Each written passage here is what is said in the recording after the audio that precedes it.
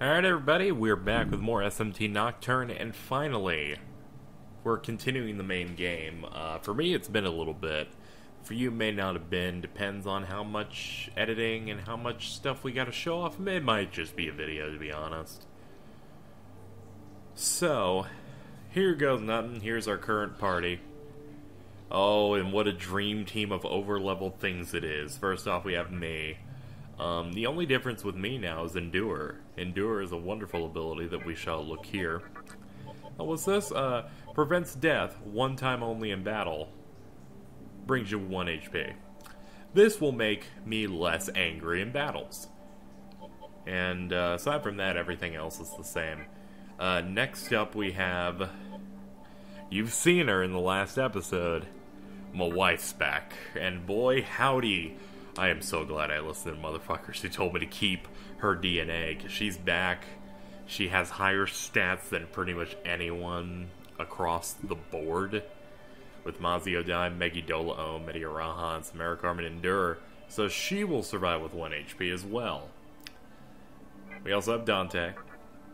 He's got a bunch of his abilities. Ebony and Ivory, which is just a single target gun attack. Rebellion, which has a chance of killing immediately. Round Trip with his excellent all enemies electric sword move. Whirlwind, all enemies wind. Holy Star, which if I recall is Dakunda, only more Devil May Cry-ish.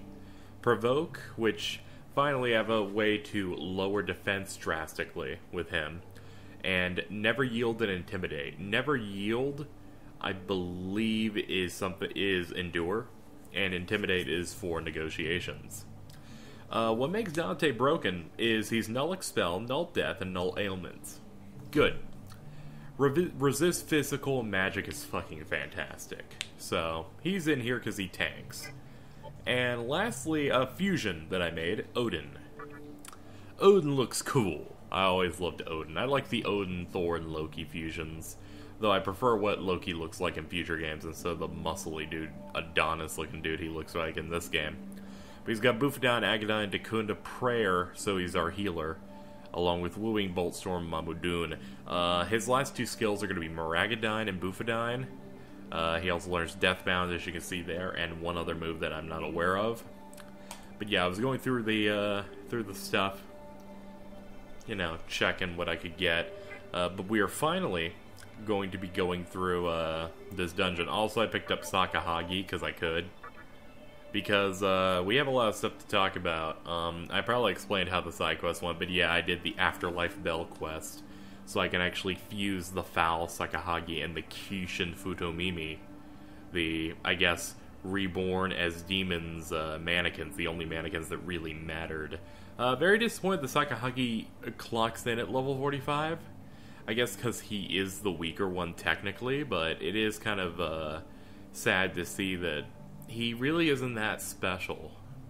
Like, at this point in the game. I mean, if you had been able to fuse him at any other time, but the only time you're going to do the Afterlife Bell quest is when you have access to the 4th Kalpa. When you have access to the 4th Kalpa is after you've beaten Trumpeter. And beating Trumpeter, you're around closing on that 60th level, so not that great. But Futomimi, on the other hand, which I haven't been able to get because I don't have the money and the resources to go and find the fusions, and I'm too lazy, is like level 64. So he, at the very least, is better, and I believe he learns the Mana and Life Surge that give 30%, and those are of each stat. So it'd be good in picking him up. I also know we can fuse other fiends at this point, as well as Beelzebub. But they are way too high level for me. I think Beelzebub is like level 81, and Trumpeter, which I really want because he's cool, is like level 77. But we have a lot to talk about because I haven't had a lot of time to really reflect and talk about a lot of the plot of the game. But we're going to take the time to do that while I rock a guide in this next labyrinth we're heading into, as the game is definitely winding down. Obviously, we're very close to the final dungeon and the point where KZ makes multiple save files. So with that being said, let's get to this. So let's see.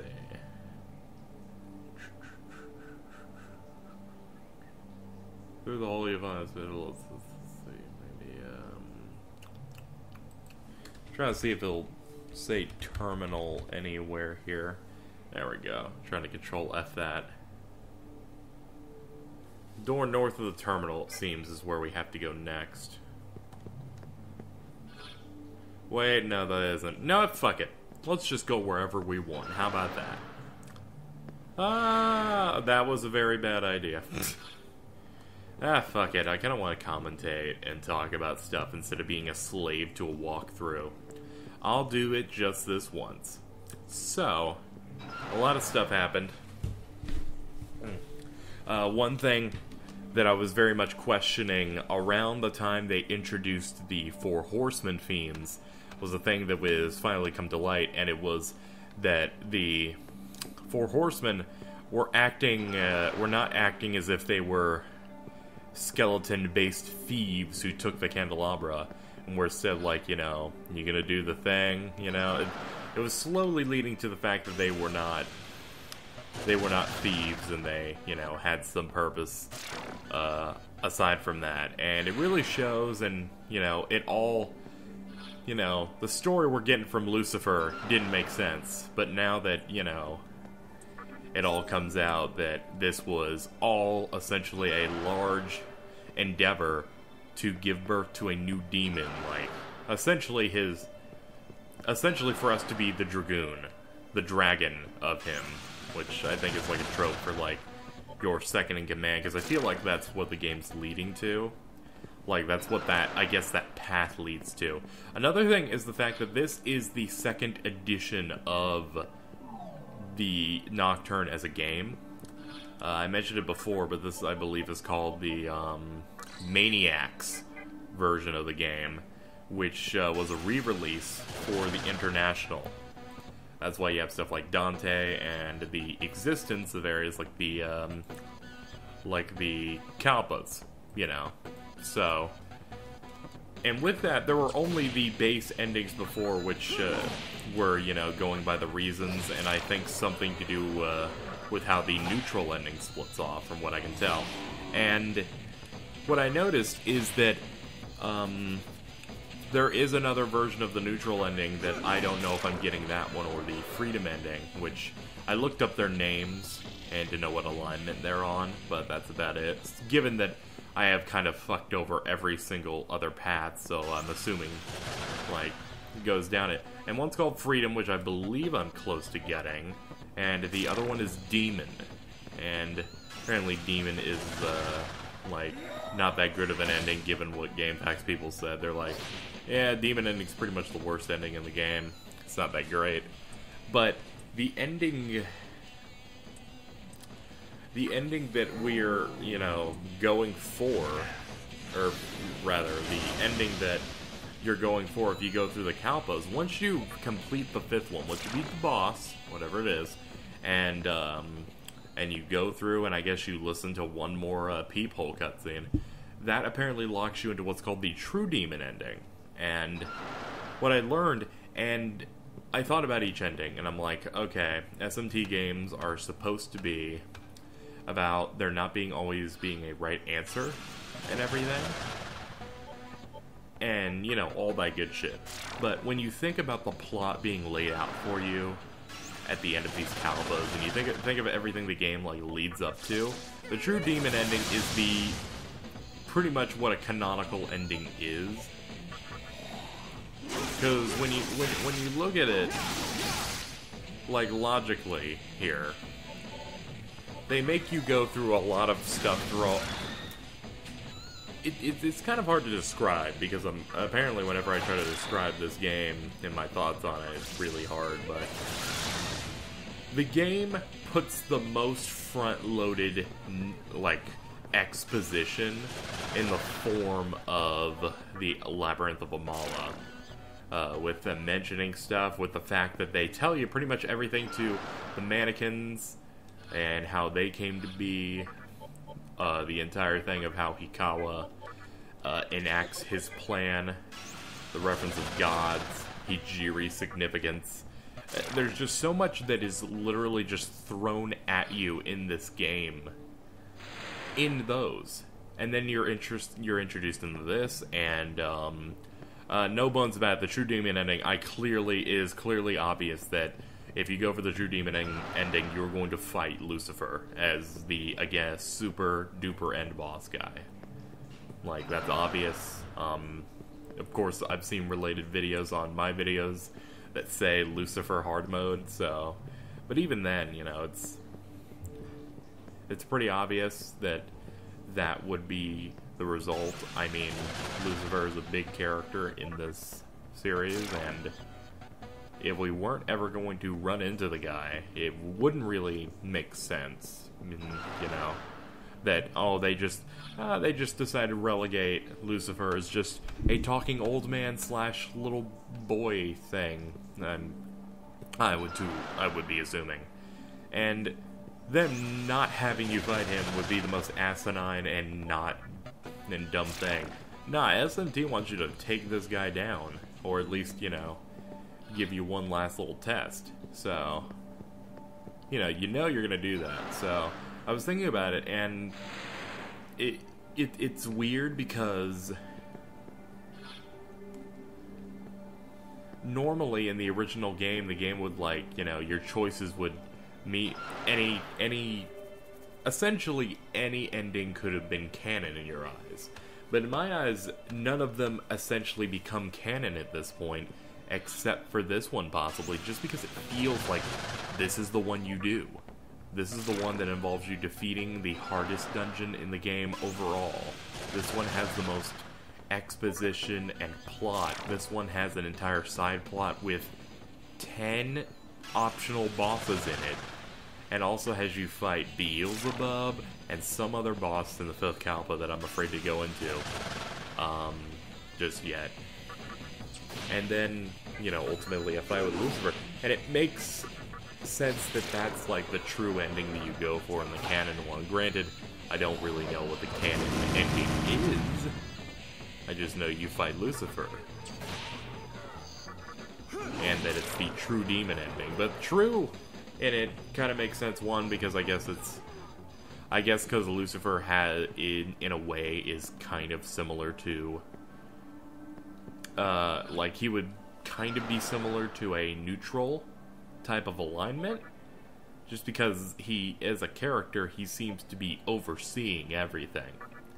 Like, he's watching you from his wheelchair with his attendant, and the whole theme with him and his actions are, hey, let me help you along your way, don't disappoint me, that kind of thing. You never actually talk to him.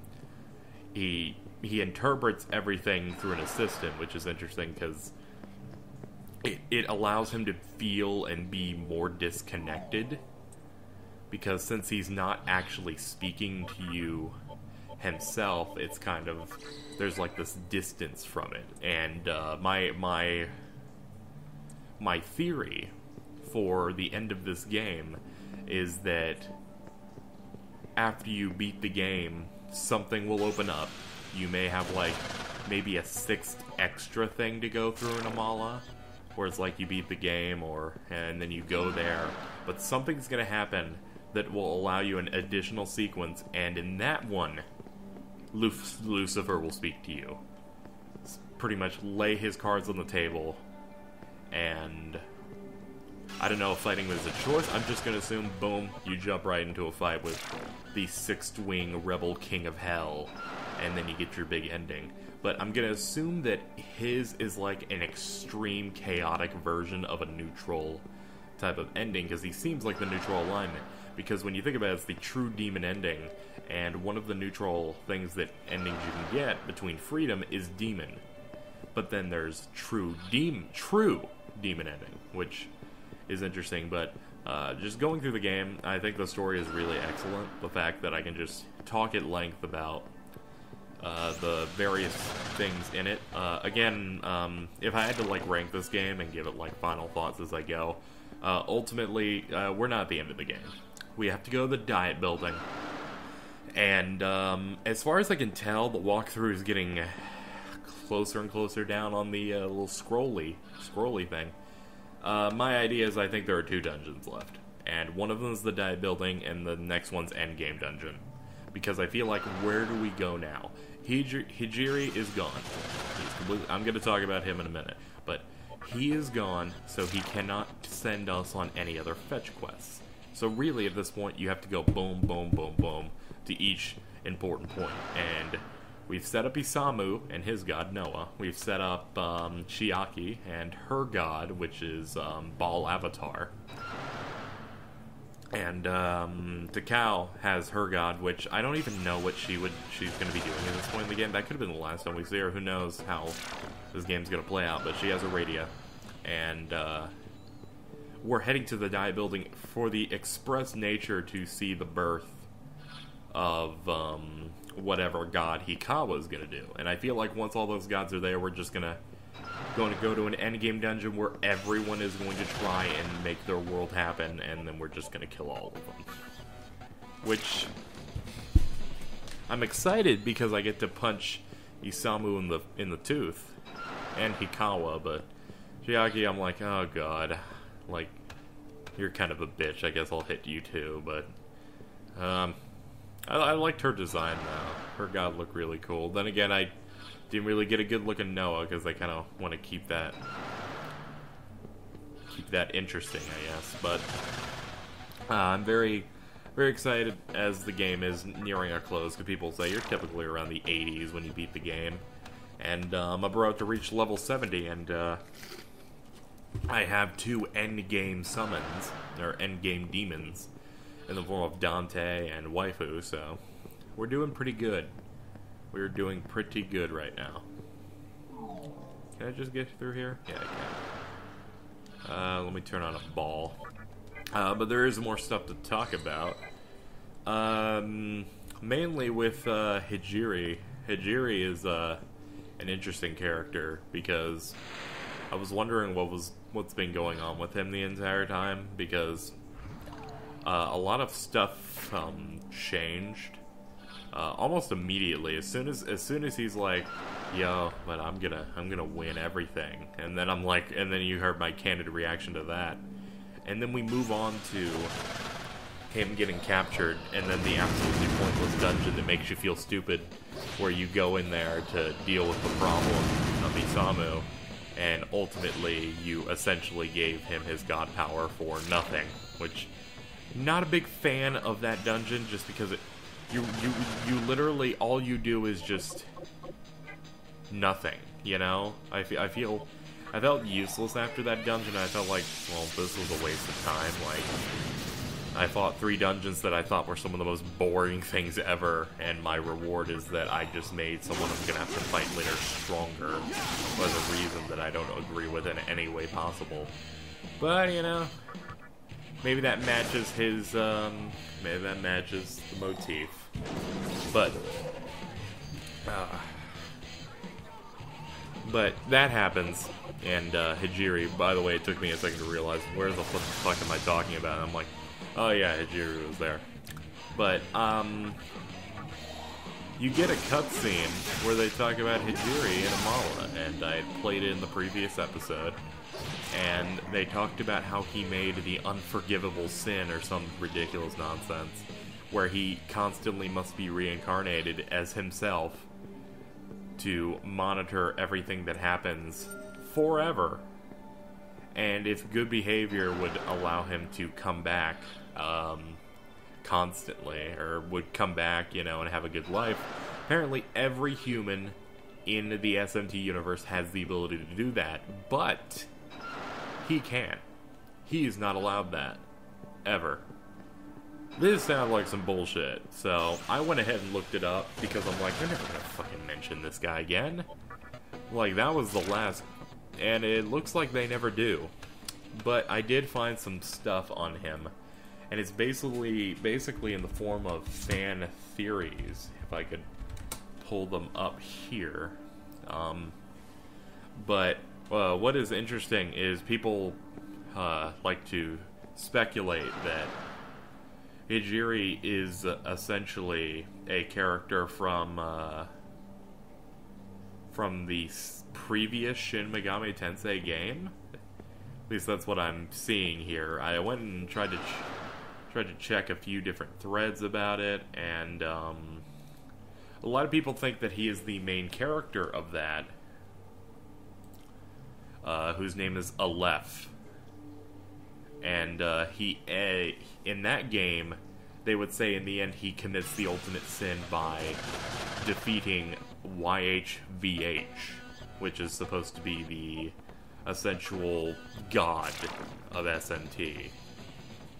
So as a result of him doing that, I guess the, good gods decide to punish him for eternity, to witness the death of the world he's in without any way to stop it over and over again, and essentially become the cosmos' scribe and historian. Now, there's nothing that confirms it.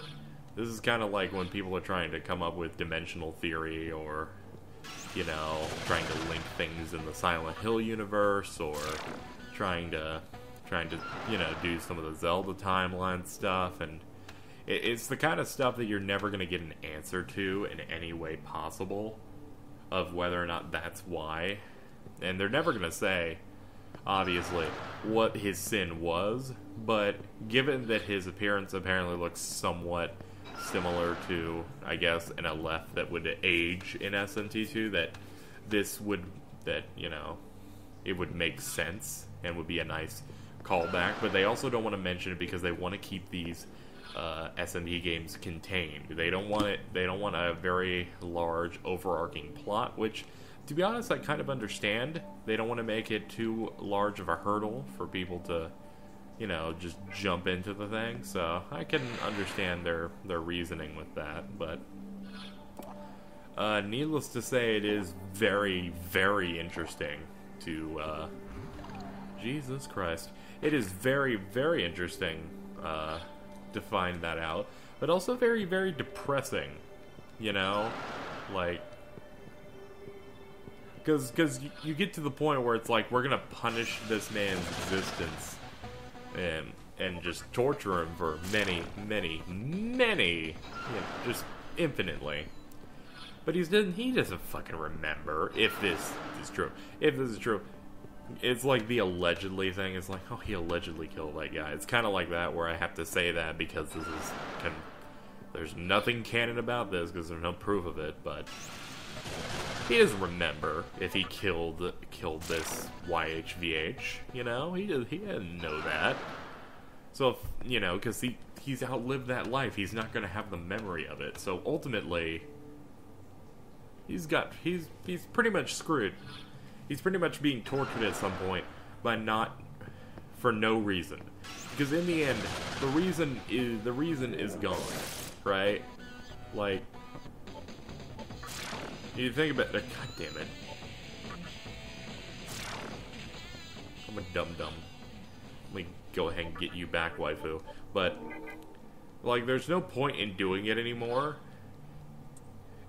This ultimately, like, seeing this kind of thing play out, where this god is so angry that this man essentially defeated them and stopped whatever they were trying to do, or went against them, because gods are egotistical in nature, that it said, alright, you and your descendants and your future lives will always feel pain and suffering and will never be happy, and will always feel useless and as if you cannot change anything, because the first version of him made a change.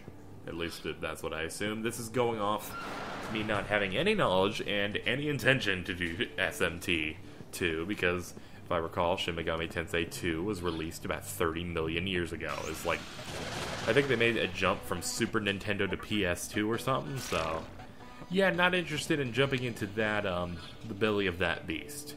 Let's just say that. Okay, is this another hole? I guess I'll try the top one then. If the top one doesn't work, I'll look at the guide, but oh, is this different? Oh, this hole might have thrown me somewhere new. Oh, cool. But at that point, it's just spite. It is just completely hateful spite, where it's like, I'm going to do this because it makes me feel better. And that whole, you know, he'll never know what he did to have that happen. And, you know, so it's interesting because, in the end, SMT games are supposed to be dark. They're supposed to be dark. They're supposed to make people feel useless and unfair. No answer is correct. Like, it's interesting. And, overall, just looking into that and playing through the game, I've come to appreciate the game a lot more for stuff like that. I think that's really cool. And it's very interesting, because I feel like this Let's Play is one of my more interesting runs. One of my more interesting Let's Plays, period, because you're going to see me go from just going through the game, losing and getting surprised at stuff, to absolutely hating some of the obviously bad game design choices, from random battles to how anti-random battle abilities work, to randomness, to other stuff, and just talking about how that's bad and complaining about many of the many dated aspects of the game, to really taking the time to talk and appreciate a lot of the very, very good and excellent things they did with the story, they did with some of the aspects of the plot, the lore. All of it is really, really well done. And you're going to hear me talk about that. And I feel it's interesting because it's not all positive, it's not all negative. And because it's blind, you're going to see a mix of reactions. Anything to, oh god, this boss is doing something dumb, to, oh man, this story point happens, for whether it's Hijiri slowly revealing that he's becoming an asshole, to Chiaki's transformation into an ugly bitch, to, you know, the times that Samu is a prick. So you get to see some of that. I think it's good. There have been times where I've decided to edit videos differently, because there are times that I have gone off the rails in the moment of just how absolutely annoyed I have been at some of the parts of this game. Some people may wonder, is this the kind of game that I would want to replay in the future? Like in the form of like doing a second playthrough on my own or something, on like a harder mode or a normal mode?